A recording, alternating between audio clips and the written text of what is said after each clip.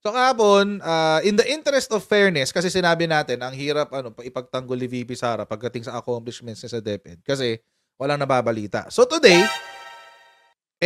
may mga nagbalita. Ayun. So, syempre in the interest of fairness, we will, hindi naman highlight, pero we will go through it. Yun na lang, dadaanan natin mga kotsero. Yung kanyang mga accomplishments sa unang 1 taon at kalahati na taon ni VP Sara bilang DepEd Secretary. Yan. Tapuntahan natin ngayon yan. Game. Yon. In the news. Ito yung sa website ng DepEd. VP Sara vows to sustain momentum in pursuing matatag reforms in BER 2024. Yon. Yan ang balita. Balita yan ng what do you call this? Ng DepEd mismo. Although marami rin nagsasabi, sinabi rin naman ni PBBM yan. Maraming kumuha nung picture ni VP Sara tapos tawag dito tsaka ni PBBM na nung magkasama sila tapos parang nagkukwentuhan, holding hands, etc. etc. Well, okay lang 'yun. Okay lang 'yun. It's part of that's part of optics. Optics ba? Or ito yung kailangan makita ng taong bayan, no? Parang ganun, na walang nangyayaring hidwaan sa Uniteam. Although wala pa naman talaga tayong nababalitaan na may hidwaan between PBBM tsaka kay VP Sara. It's mostly galing kay yung issue na ang Uniteam daw ay sira na. It's primarily coming from yung mga balahura supporters. Yun. Yung mga balahura supporters tsaka yung mga dilaw, yung mga galit na sa Uniteam. So, okay lang yun. Bahala sila. May nagtatanong kanina, pupunta raw ba ako sa Corino Grandstand on Sunday? No, Sunday is my family day. I'm sorry. Yan po ay nakadedicate lamang sa aking pamilya at wala nang iba. Yun. So, wala. Hindi po ako pupunta. So, but feel free to go. Dun sa mga gusto pumunta, go ahead. Feel free to go. I think it's open to the public naman. So, wala problema dun. Pero for me, Sunday is really my time for family. So, pasensya na po.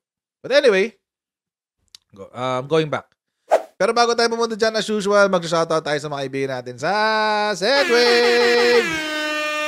Yan, kung kayo ay nasa US, UK, Canada, Italy, France, Spain, Ireland, and Belgium, may pwede na magpadala na inyong mga remittances sa Pilipinas gamit po ang Sendwave. Ang gagawin nyo lang ay download ng Sendwave app. Okay, gawa kayo ng account. Lagay nyo ba account details dyan at pwede na magpadala sa GCash, Cash Pickup at iba't ibang mga bangko sa Pinas. At also, kapag ginamit nyo pa kayong promo code na Coach Jad, makakakuha pa kayo ng karagdagan $20 free credit. Kaya mga kutsaro, gamitin na si Sendwave for all of your remittance needs. Okay. So, pagpapatuloy daw niya ang mga naumpisahan na sa matatag dito sa BER. Ano na yung BER?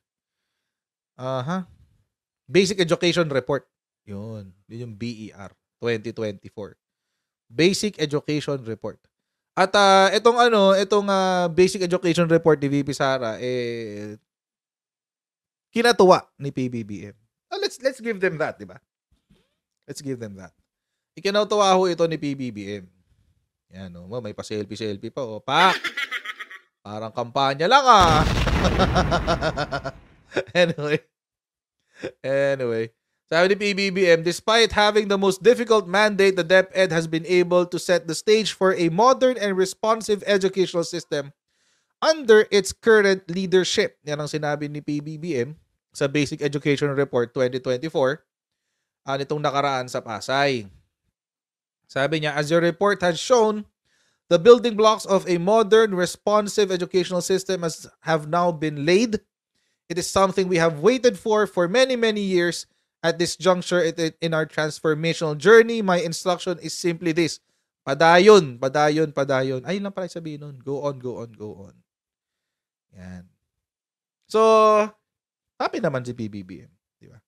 And I think, ulitin ko nga, kung hindi naman I don't think the conflict sa unit team is between VP Sara and PBBM. It's really mainly between GMA and Martin Romualdez.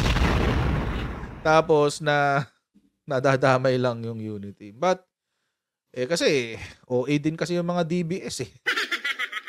Yung mga Duterte Balahura supporters OA nakasunod sa GMA playbook. May nabalitaan. Meron nagkwento sa akin. Hindi pala kwento. May nag-comment yata dito na na hindi pa raw hinog ang GMA playbook. Wag niyong ipapakita wag niyong ipagkakalat yung playbook nyo. Kasi alam namin lahat kung ano yung playbook ni GMA. Diyos ko. Kaya, wag niyo sasabihin sa amin kung ano yung gusto nyong mangyari. Alam namin yung playbook ni GMA. Di lalo kayong kokontrahin. Lalong kokontrahin yung manok nyo, si Bibi Sara. Good luck sa inyo. Ay, nako. Sinabi ko na yan before. Actually, nung kampanya pa lang, may nagtanong na sa akin. Ang sabi niya, tawag dito, ang sabi niya, hindi ka ba kinakabahan kay VP Sara? I think, nanay ko yata yung nagtanong sa akin. Sabi ng nanay ko sa akin, hindi ka ba kinakabahan kay VP Sara? Baka mamaya, traitor rin si BBM. Ganyan. Sabi ko lang, ganito, kung gagawin niya yun, sigurado ko mawawala ang tiwala ng taong bayan sa kanya. Sigurado yun. At wag na siyang umasa na mananalo siyang presidente sa 2028. Pag ginawa niya yun. So, kasi masisira talaga siya. Masisira siya. Hindi lang siya. Yung Duterte name, masisira. Masisira yan. At kahit anong klaseng salba na gawin ng mga Duterte Balahura supporters, wala. It cannot be redeemed. Matatagalan. Siguro parang level ng mga Marcos. Kailangan mo ng isang buong lifetime para mabawi yung ganong imahe.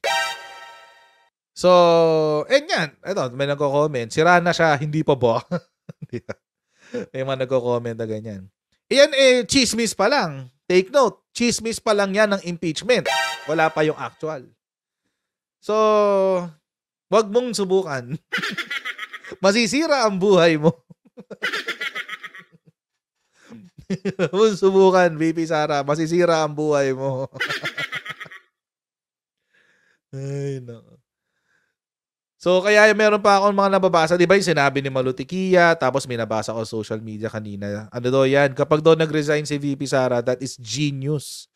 Kasi malalayo daw siya sa mga issues ng administration, tapos malaya daw siya makakapatiko sa admin, etc. Well, that is from your perspective. Sa pananaw nyo lahat, in your little bubble. Oo. Pero sa pananaw ng majority ng Filipinos, lalo na, mga kutsero, huwag niyong pansinin masyado yung mga hyper-loyalist. Huwag masyadong pansinin yun kasi alam na natin kung saan po direksyon ng hyper-loyalist. Yung mga moderates na lang tulad ko. Yung medyo moderate na nag-oobserba lang nag-oobserba lang tayo ng politika, tinitingnan natin kung saan yung tama, tapos doon tayo kakampi sa tama. So, yung mga moderates. Kasi mga kutsero, sa Pilipinas, napaka-importante nung pagpapasensya.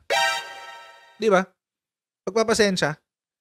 Yung tsaka resilience. Yung kahit meron kasi tayong mentality mga Pilipino. Meron tayong what do you call this? Victim mentality. Tapos usually, mas kumakampi yung mga tao sa mas inaapi. Kaya ng mga Pilipino Di ba, tinan nyo yung mga pelikula natin, di ba? Mas yung mga bida doon, yung talagang sobrang aping-api, yung kulang na lang, araw-araw ginungod-gud yung mukha nila sa putik, gano'n. Ganun yung mga natin kultura natin tayo, we always root for the underdog. Pag ginawa ni VP Sara yun, wala. She won't be an underdog. She'll be a traitor. And she'll be branded as a traitor. Baka pili. O diba, galit na galit tayo dun sa mga pro-China influencers, di ba?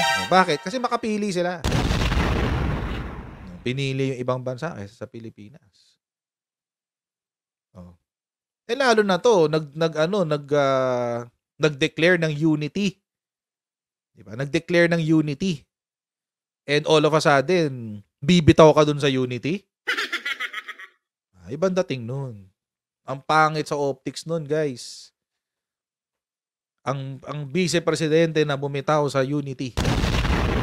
Pangit. So, wag nyo pong gawin, VP Sara. Wag kayong wag kayong wag nyong gawin 'yan, masisira ang buhay nyo. Masisira ang buhay mo, VP Sara. So, yun. But anyway, natutuwa naman si PBBM dun sa kanyang basic education report. Things that I like. Okay? Things that I liked. Yung mga nagustuhan ko dun sa kanyang report. Ito nagustuhan ko to. Yung pagtatanggal ng admin task sa mga teachers. Kasi hindi naman talaga trabaho yan ng mga teachers. Yung admin tasks. So, it's a policy move. It's only policy. But it's a big one. Kasi if I'm not mistaken, 25% ng work ng teachers nasa admin task. So, at maraming mga teachers ang nababurden sa admin task. So, yun. Mas maganda na tanggalin sa kanila yan. Ibigay dun sa mga, saan ba to? Ibigay dun sa mga tao na mas capable na hawakan yun para makafocus sa mga teachers sa pagtuturo. Yun naman talaga trabaho nila Hinire sila ng gobyerno para magturo. Hindi para sa admin. Di ba? So, this is a good development. Itong walang admin task. Hindi ko alam yung sa overtime pay. Dati pa ba walang overtime pay ang mga teachers? Parang meron naman yata. Hindi ko lang alam kung baka lalakihan. Di ba? Baka lalakihan yung kanilang overtime. Tsaka meron pa siyang hindi lang overtime and overload. Hindi lang overtime, may overload pay pa. So, historically, for non-teaching tasks performed outside their regular working hours, teachers are only compensated through service credits. Pangit. Wag ganun. In the next budget cycle, DepEd will be proposing a budget that will enable us to grant overtime pay to our teachers. So, this is good. Goods yan, goods. Magiging happy ang mga teachers natin dyan. Ito bago to, overload pay. What does that mean? We want to ensure that our teachers are rightfully compensated for hours of actual classroom teaching beyond the 6-hour limit provided under the Magna Carta for teachers. Okay. So that's good. Okay yan.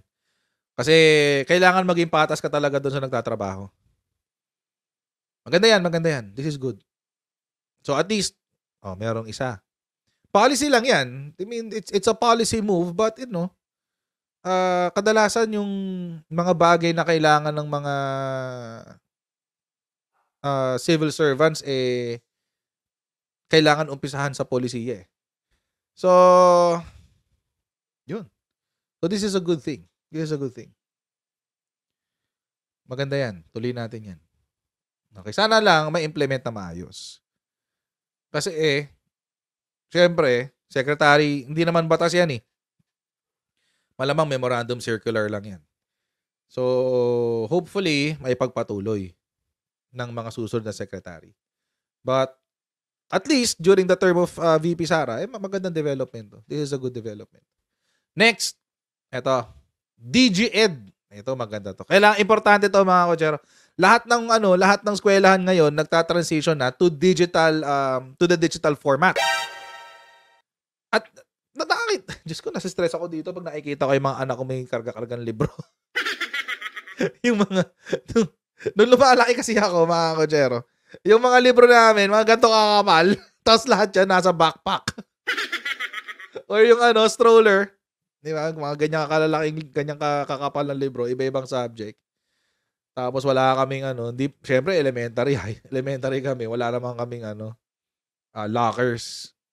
So ang may lockers lang nung bata ako, yung mga high school. So, ay karga-karga namin 'yun, yung mga libro namin.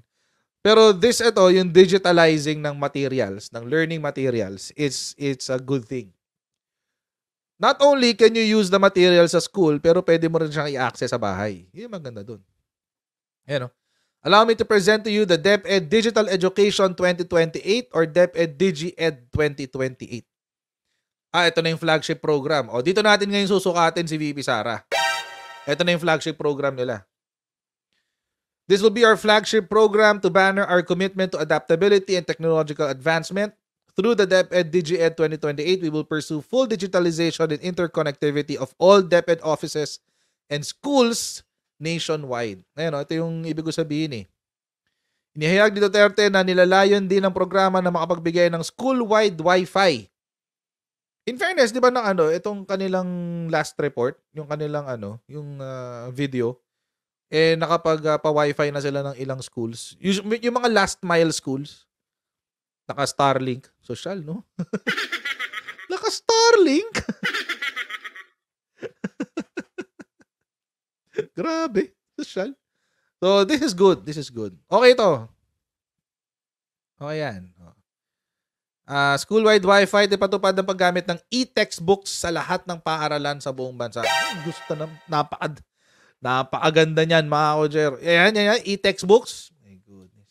Yun lang, ang problema mo sa e-textbooks, lalo na yung, sana merong hiwalay na books for writing.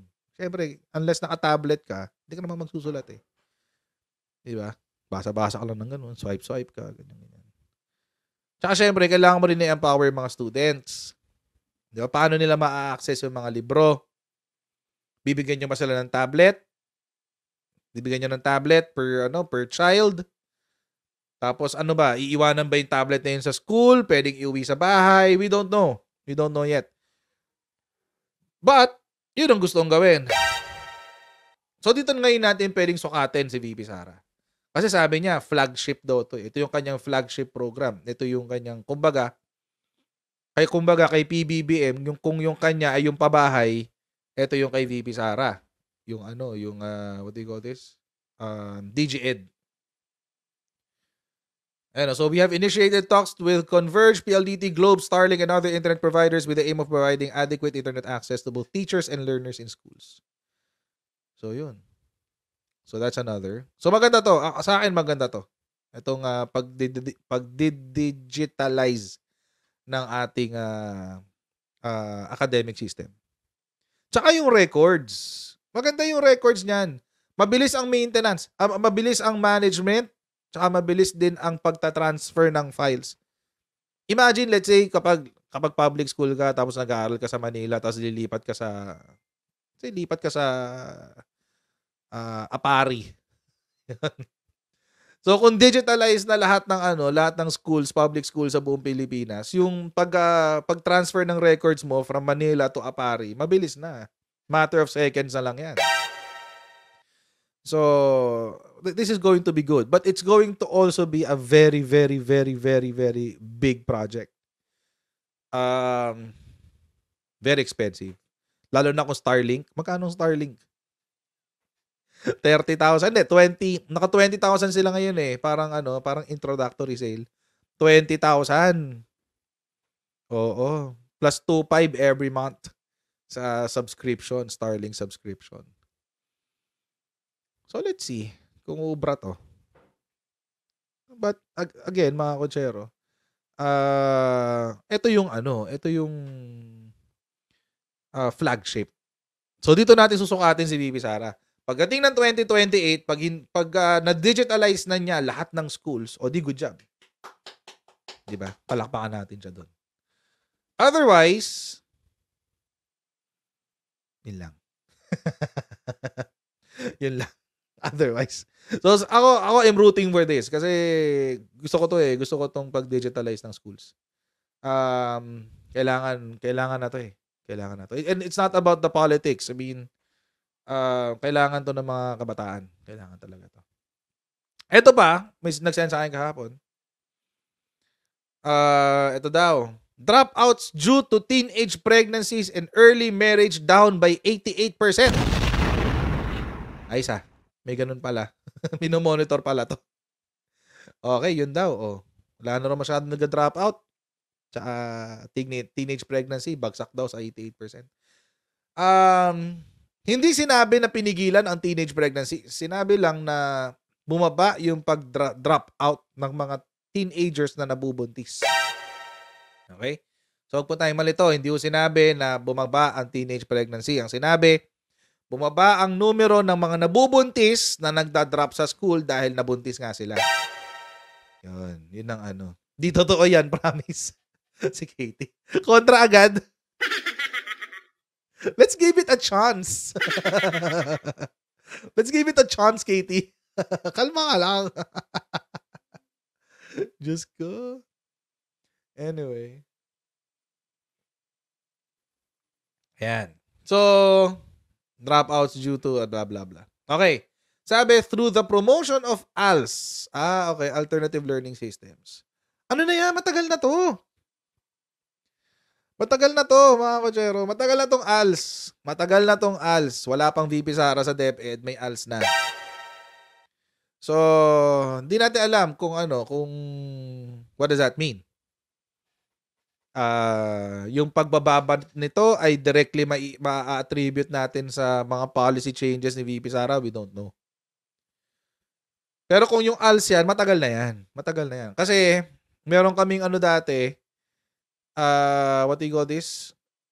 Meron kaming kasambahay dati na nag-drop siya ng school kasi wala na raw pantusto sa school. Kailangan na niya mag-work. Bata pa. Nataon lang siya nun. Parang 15, 16. Bata pa siya nun. Matagal na. Tapos, naawa naman yung tao dito. Yung ate ko.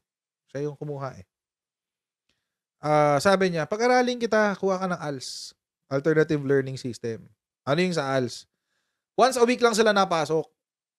Tapos, papadalan sila ng mga module. Yung mga module, gagawin nila sa bahay. Yun yung ALS. Tapos, the hope is, after mo matapos yung mga modules, magpe-pep test ka. Pep test. Yung pep test na yun, mga kojero, yun ang magiging susi para sa'yo kung ikaw ay makakapag-kolehiyo o hindi. Kasi pag pinasa mo yun, ibig sabihin, qualified ka na mabigyan ng diploma. Kasi na-meet mo yung certain academic requirements doon sa ALS. Pag hindi mo na ipasa yun, sorry. Sorry ka. Pero ganoon yung sistema ng ALS. Parang nung panahon ng pandemic, 'di ba, nauso yung yung modular learning. Ganun yun, modular learning siya. Tapos once a week lang nagpupunta sa center para mag-submit lang ng mga notebook tsaka ng mga finifill-upan. So, if it is the ALS, Alternative Learning Systems, I don't think we can directly attribute it kay VP Sara. Kasi matagal na yan eh. Ay, ba't mayroon dyan ng GMA? Manahimik ka dyan, GMA. Wala akong gusto dyan. Yan. Hindi natin to directly ma-attribute kay VP Sara. Pero, malabo yung mga numero eh. Hindi natin alam ano yung nag-contribute dun sa pagbagsak na 88.85%. Hindi naman daw kinuwento kung ano. So para sa akin, hindi ko muna isasama yan as one of her successes. But ito yung gusto ko. Etong Learner Rights Protection Office. Yan. The DepEd's Learner Rights and Protection Office has resolved 178 cases of child abuse. So, kung ito bago to. At ito very specific kay VP Sara. So, kasi before ni VP Sara, wala namang ganyan eh. Walang Learner Rights and Protection Office. Wala namang ganyan. Pag may ginawang pang-aabuso sa bata, susumbong ka lang sa principal. Tapos, wala na. Depende na lang kung merong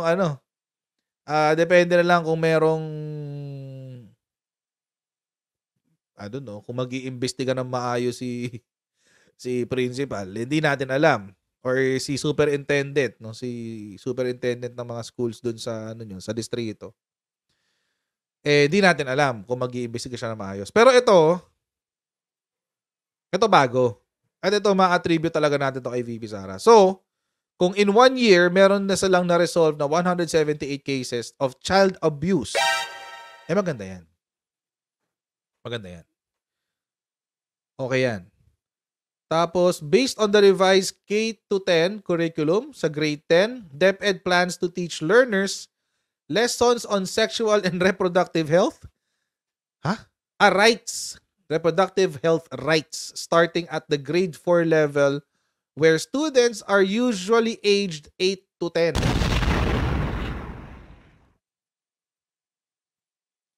Okay. Yan, parang hindi ako masyadong ano dyan. pwede bang medyo i-later pa natin? Kasi aged 8, mga kotsero, 8 to 10. Anong bata pa niyan, guys? Siguro 11, 12. Yung pre-teens na, 11, 12. Yan, pwede na yon. Pero pag 8 to 10, ano kaya tuturo? Sa sexual and reproductive health rights. Sa grade 4 level. Medyo mababa yan, ha? Grade 4. 11, 12, pwede. 11, 12. So, yun, at least yun, pa pre-teens na yun. Kailangan talaga, naiintindihan na nila yun. So, medyo mahirap yan. Ay, sana wala na lang nito. Ang hirap kontrolin nito. Pero, sige, for the benefit of the doubt, tingnan natin kung ano yung magiging materyales nila. Kapag respecting, walang problema. Okay lang yung respecting. Respecting basic gender concepts and all sexual identities will be taught in the 3rd quarter of grade 6. Okay.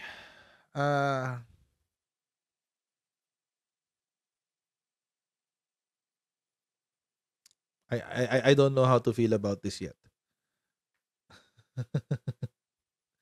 I don't know how to feel about this yet. Or what to feel about this yet. Kasi siguro gusto ko muna makita yung materials bago ako mag-subscribe sa Rainbow Ideology. Kasi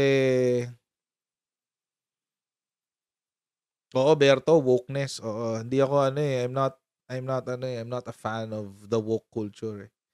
Sumisira ng bansa yung woke culture na yan.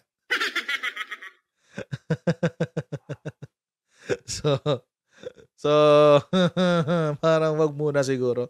Parang high school, ako para sa akin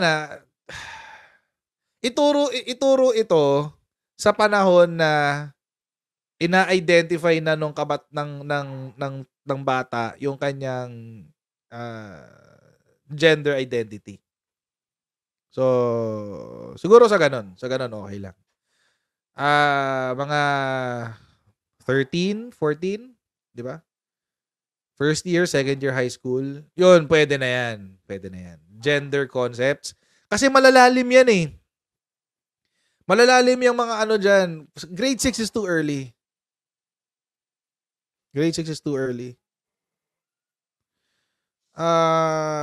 Gender concepts should be taught at a time where the interest of the child is already leaning into it.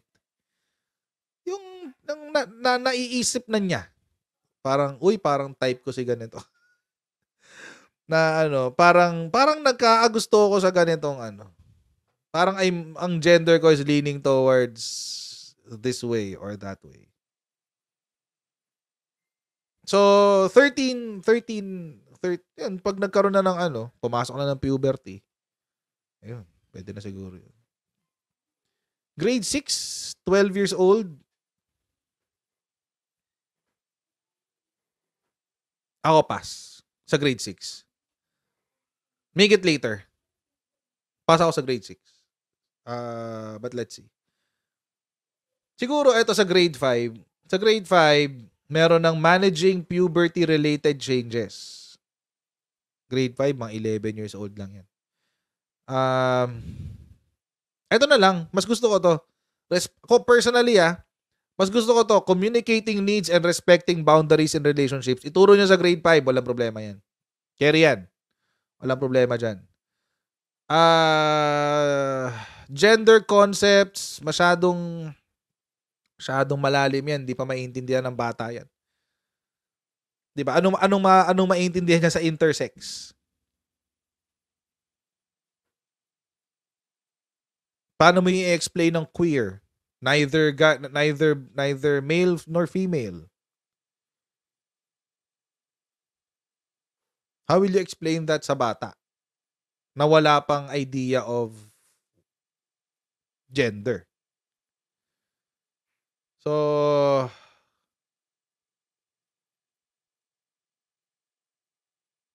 siguro kung itong respecting, okay lang siguro, no? Respecting gender, okay lang yan. Huwag na yung gender concepts. Malalim yung concepts. Eto, kahit i-high school na to, concepts and sexual identities. Pero respecting gender, okay na yan. Okay lang siguro yan sa grade 6. Respecting gender. So, there.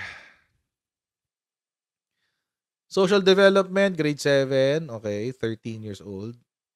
STD, grade 8. Okay, 14 years old. Kailangan ng pag-aralan yan. Alam niyo ba mga kochero, sa Pilipinas, ang pinakamababang, ang pinakamalaki pala na merong HIV, meron as in, they're living with HIV is 15. 15 to 25. Karamihan ng mga may HIV sa Pilipinas ay nasa edad na 15 to 25. So, sa akin sa ganung age, grade 8, it's about time. Kailangan matakot na sila sa HIV. Oo. Nakakatakot talaga yan. That's a very scary disease. At yun nga, yung nakakatakot dyan yung permanence. Yung masyado siyang permanent. Hindi nakagaling yan eh. So, anyway.